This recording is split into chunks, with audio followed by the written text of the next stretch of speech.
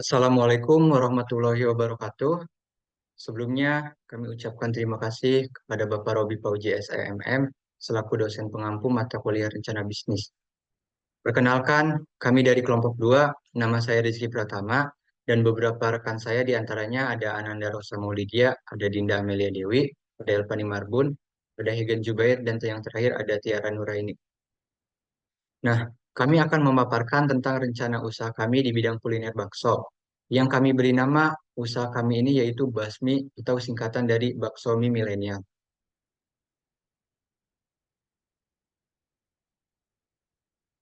Nah, baik untuk yang pertama, saya akan memperlihatkan eksekutif summary dari usaha bakso kami yang nantinya ini akan menjadi landasan kami dalam menjalankan usaha kami untuk kedepannya nanti. Nah, di dalam eksekutif summary ini terdapat beberapa poin penting yang nantinya akan dibahas lebih rinci oleh rekan-rekan saya yang lain di pembahasan selanjutnya.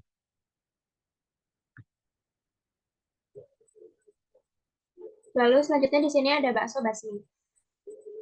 Didirikan oleh Bapak Rizky Pratama, Basmi atau kepanjangan dari bakso milenial merupakan produsen bakso yang berlokasi di Karawang.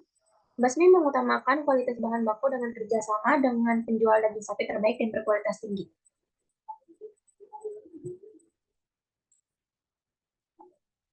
Lalu di sini ada daftar menu dari bakso basmi, yaitu ada makanannya berupa bakso sapi, bakso urat, bakso telur, mie ayam, dan mie ayam bakso. Lalu minumannya yaitu ada es jeruk, es teh manis, es teh tawar, dan air putih. Lalu di sini ada keunggulan produknya, yaitu bakso urat. Bakso terbuat dari daging sapi segar pilihan, bumbu racikan sendiri dengan cita rasa khusus, rasa tradisional yang autentik. Kuah kaldu yang gurih dan lezat, bahan baku bebas dari bahan pengawet dan aditif kimia atau aman dan sehat untuk dikonsumsi. Lalu di sini ada keunggulan basmi, yaitu bahan baku yang digunakan selalu berkualitas tinggi, pelayanan ramah dan profesional, memberi kesan pengalaman yang menyenangkan. Harga terjangkau dan porsi besar memuaskan. Lokasinya yaitu strategis dengan suasana yang tidak monoton.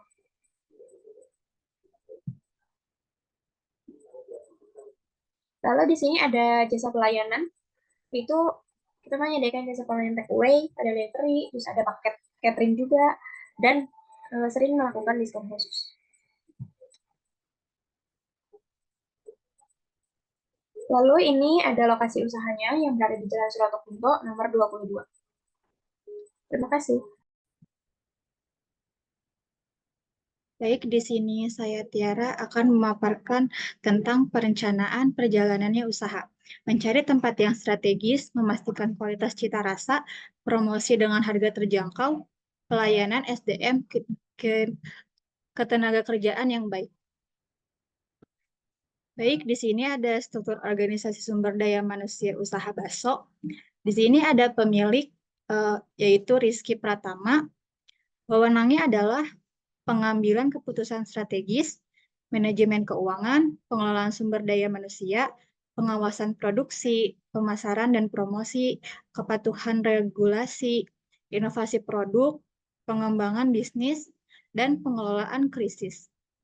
Lalu di sini ada manajer umum, yaitu Dinda Amelia Dwi. Wewenangnya adalah sebagai manajer umum perusahaan bakso, memiliki wewenang yang luas dalam mengelola operasi sehari-hari dan mencapai tujuan perusahaan. Pengelolaan tim, perencanaan operasional, pengawasan kualitas, pemasaran dan penjualan, kepatuhan regulasi, pengembangan strategis, manajemen konflik, pelaporan dan analisis. Lalu di sini ada manajer pemasaran, yaitu Ananda Rosa Maulidia. Wewenangnya adalah pengembangan strategis pemasaran, pengelolaan branding, pengembangan materi promosi, manajemen media sosial, penyelenggaraan acara promosi, pemitraan dan sponsorship, analisis pemasaran, pelatihan dan pengembangan pengelolaan anggaran pemasaran. Lalu di sini ada manajer produksi yaitu Hegan Zubair. Wewenangnya adalah perencanaan produksi, pengadaan bahan baku, pengembangan resep dan proses, pengawasan proses produksi, pengendalian kualitas, pemeliharaan peralatan, kebutuhan regulasi, pengembangan tenaga kerja, dan pengelolaan limbah. Lalu di sini ada manajer keuangan, yaitu Elvani Marbun.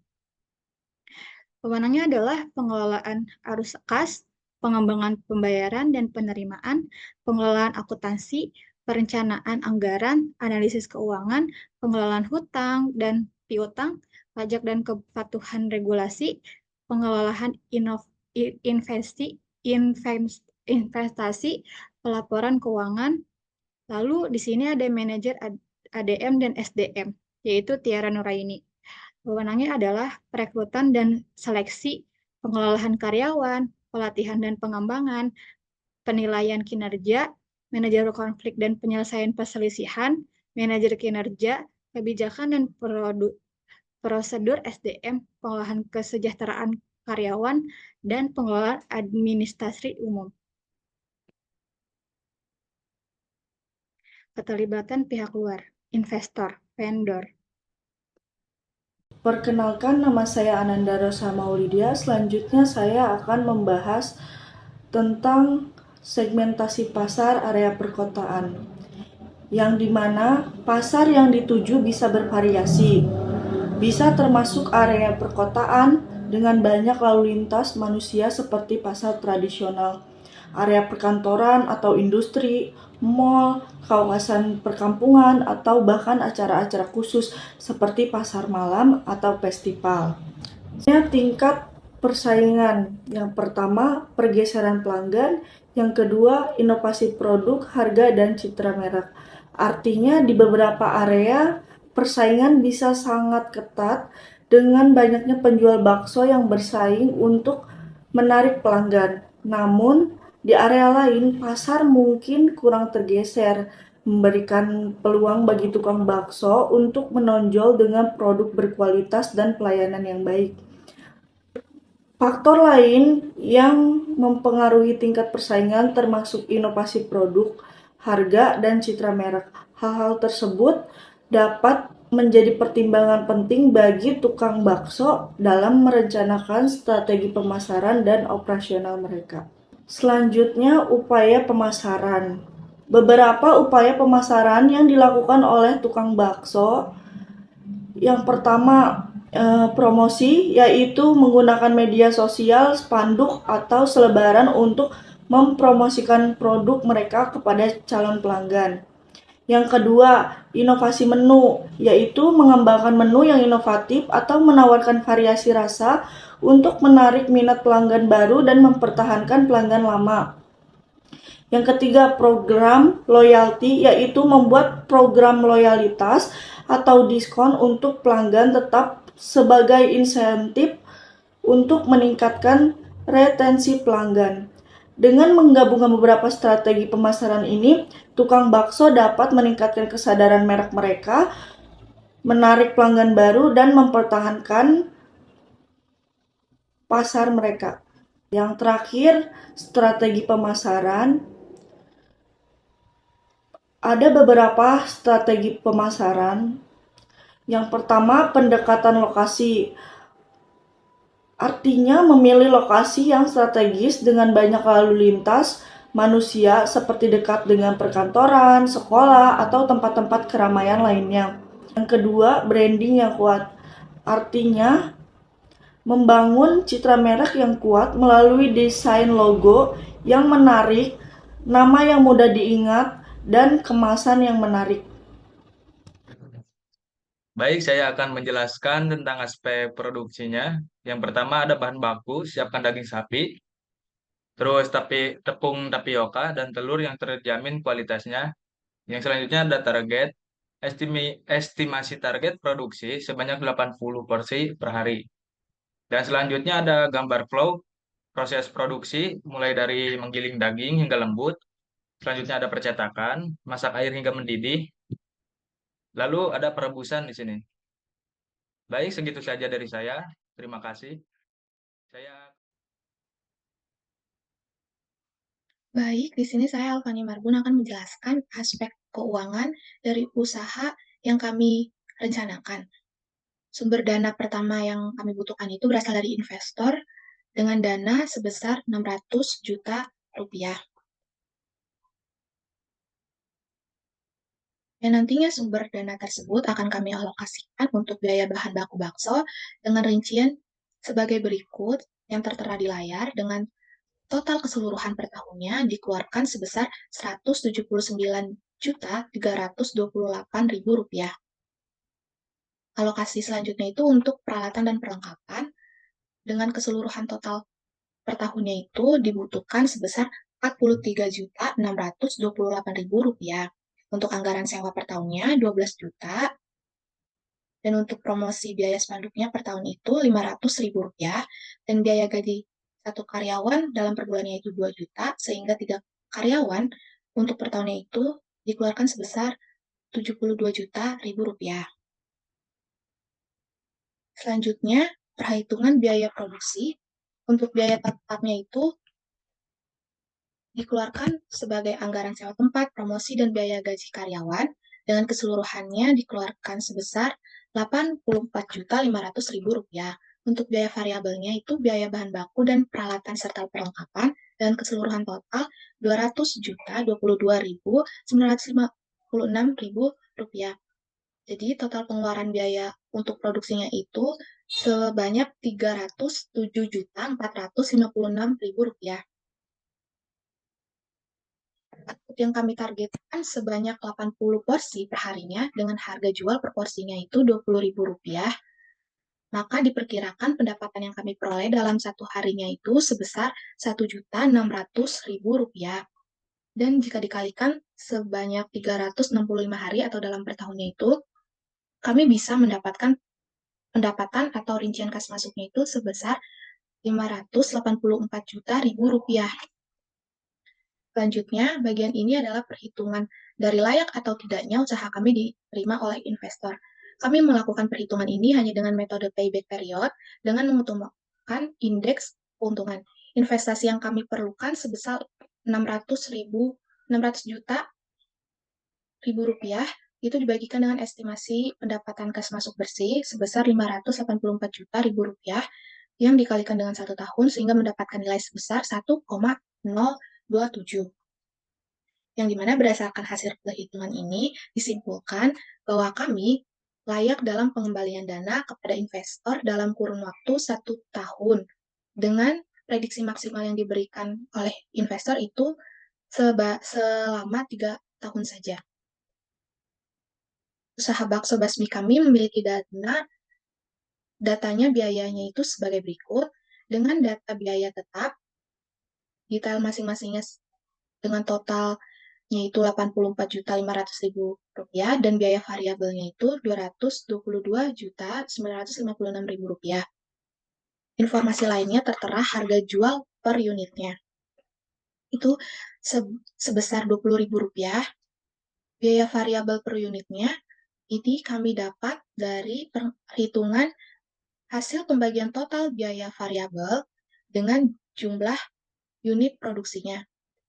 Sebelumnya, jumlah unit produksi ini kami peroleh dari target 80 porsi per hari itu dikalikan dengan 365 hari, sehingga menjadi jumlah unit produksinya itu 29.200 porsi.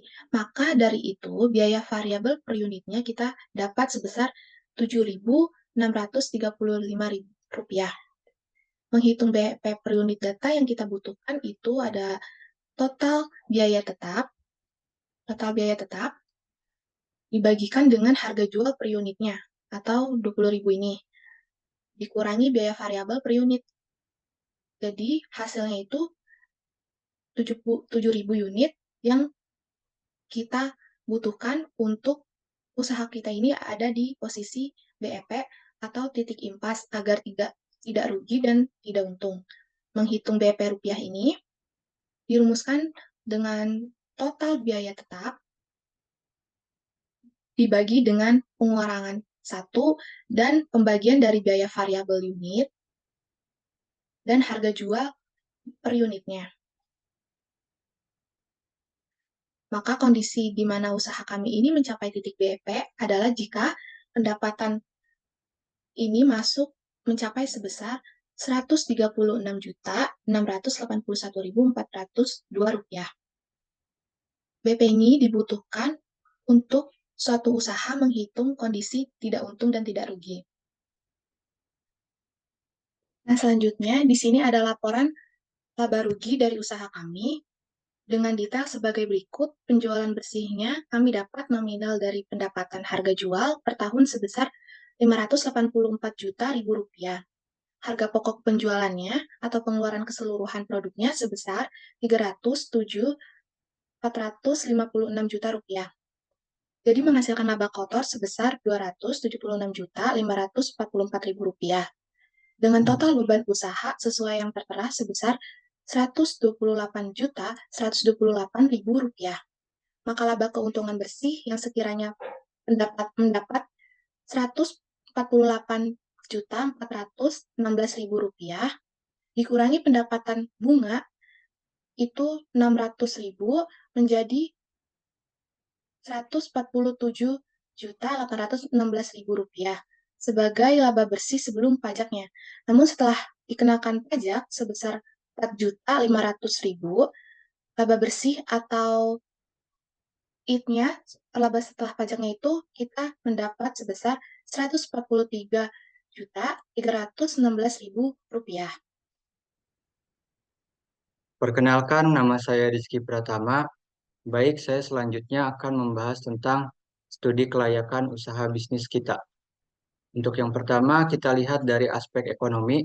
Nah, investasi awal, modal awal investasi untuk membeli peralatan seperti mesin penggiling, daging, kompor, panci, dan lainnya.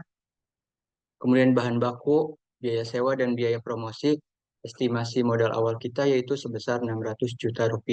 Ini juga sudah termasuk biaya operasional, yaitu untuk pembelian bahan baku, gaji karyawan, dan biaya lainnya. Nah, untuk pendapatan, estimasi penjualan harian kita misalkan rata-rata menjual 80 porsi 80 porsi bakso per hari dengan harga Rp20.000 per porsi. Sehingga total penjualan hariannya yaitu 80 porsi dikali Rp20.000 sehingga mendapatkan pendapatan harian sebesar Rp1.600.000. Kemudian untuk total penjualan bulanannya yaitu Rp1.600.000 dikali 30 hari sehingga mendapatkan total penjualan bulanan sebesar Rp48 juta. Untuk laba ruginya, pendapatan bulanannya yaitu tadi sebesar Rp48 juta. Untuk biaya operasional bulanannya yaitu sebesar Rp24.844.000. Ini sudah termasuk biaya bahan baku, gaji karyawan, sewa tempat, dan biaya lainnya, sehingga mendapatkan laba bersih bulanan sebesar Rp23.156.000.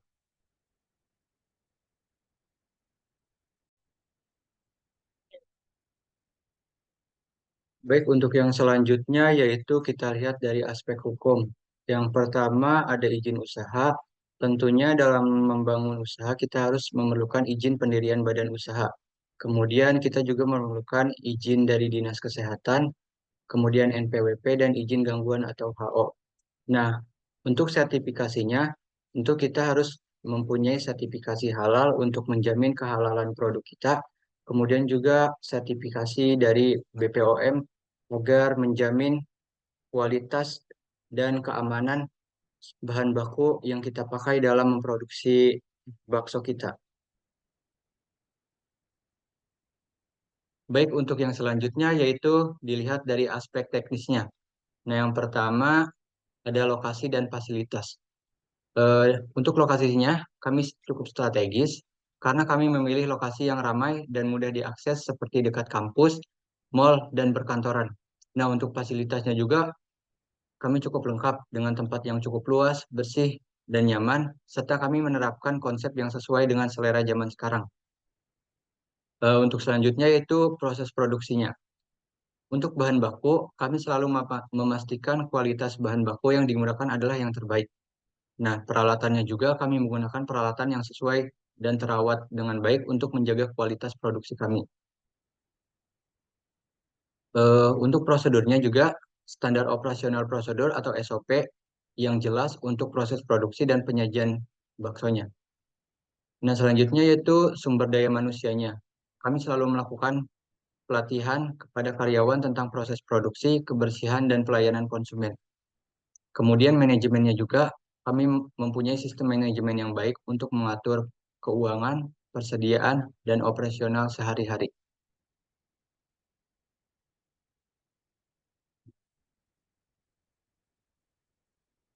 Baik, untuk yang selanjutnya yaitu kita lihat dari aspek pasarnya.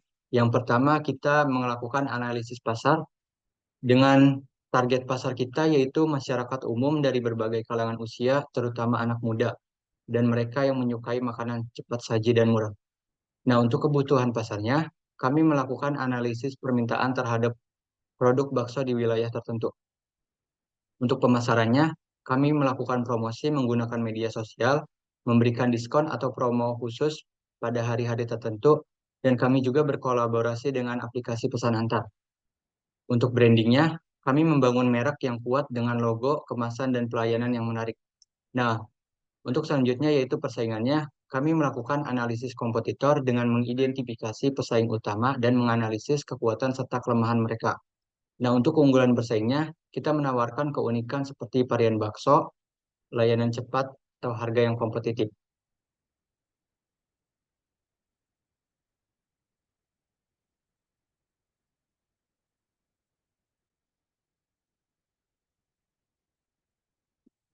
Nah, setelah tadi kami melakukan analisis SWOT, selanjutnya kami melakukan strateginya.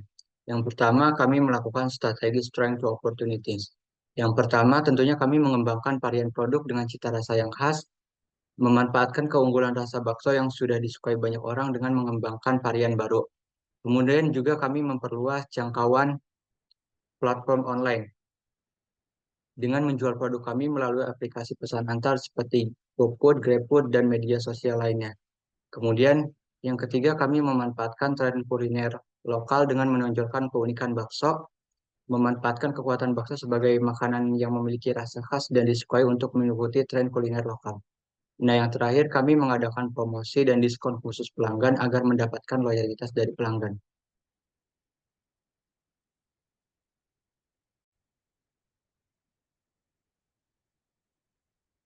Nah, untuk yang selanjutnya yaitu strategi strength rate. Yang pertama, meningkatkan kualitas dan kebersihan produk untuk mengatasi isu kesehatan dan kebersihan. Tentunya kami memastikan standar kebersihan yang tinggi dalam setiap tahap produksi dan penyajian bakso untuk menghindari masalah kesehatan. Yang kedua, membangun reputasi yang kuat melalui branding yang baik. Nah, kami menggunakan branding yang kuat untuk menekankan kualitas dan keunikan produk bakso kami. Kemudian yang ketiga, kami mengurus izin usaha dan sertifikasi yang diperlukan untuk kelancaran usaha kami. Dan yang terakhir, menjaga stabilitas harga dengan menjalin kerjasama jangka panjang dengan pemasok. Kami tentunya menjalin kerjasama jangka panjang dengan pemasok daging dan bahan baku lainnya untuk mendapatkan harga yang lebih stabil dan mengurangi fluktuasi biaya produksi.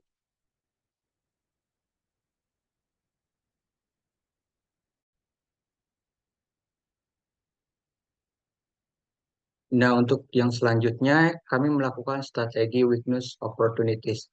Yang pertama, tentunya kami mengatasi persaingan tinggi dengan inovasi produk. Kami menciptakan varian bakso yang unik dan berbeda dari pesaing. Kemudian yang kedua, kami meningkatkan kualitas produk dengan standarisasi proses produksi. Nah, kami menerapkan SOP yang ketat dalam proses produksi untuk memastikan kualitas bakso yang konsisten. Yang ketiga, kami mengurangi ketergantungan pada bahan baku dengan melakukan diversifikasi menu, yaitu dengan menambahkan varian bakso dari bahan baku alternatif seperti ayam, ikan, atau sayuran. Yang terakhir yaitu kami meningkatkan ketahanan produk dengan teknologi penyimpanan yang lebih baik. Kami mengadopsi teknologi penyimpanan yang lebih baik seperti pendingin atau vakum untuk memperpanjang masa simpan bakso.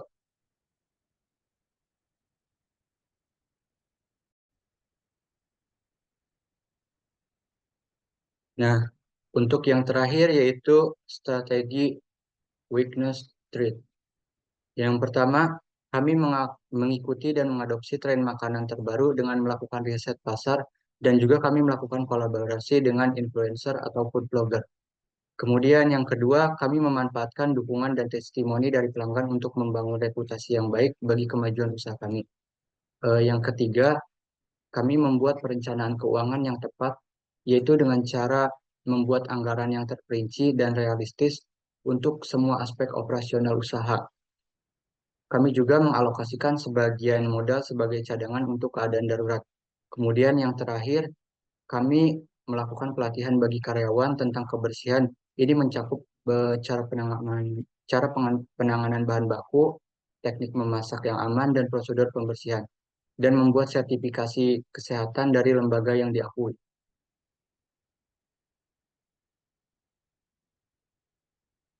Baik, cukup sekian pemaparan tentang rencana bisnis usaha bakso kami. Kurang lebihnya mohon maaf jika ada kata-kata yang kurang berkenan atau penjelasan materi yang kurang jelas. Kami ucapkan terima kasih.